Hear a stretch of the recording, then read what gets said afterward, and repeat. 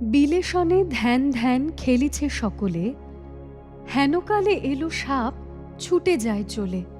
সাথী সবে ডাকে, ওরে বিলে চলে আয়। ধ্যানমগ্ন বিলে কিছু শুনিতে না পায়। ছেলেবেলায় সবাই তো খেলা করে। বিলেরও অনেক রকম খেলা ছিল।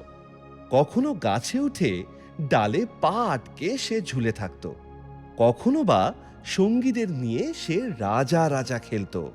এ খেলায় সব সময় রাজা সাজত বিলে।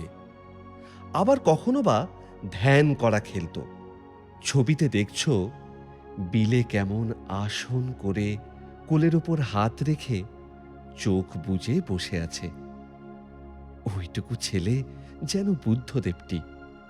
ওইভাবে বসেই ধ্যান করতে হয়, এক মনে ভগবানকে ডাকতে হয়।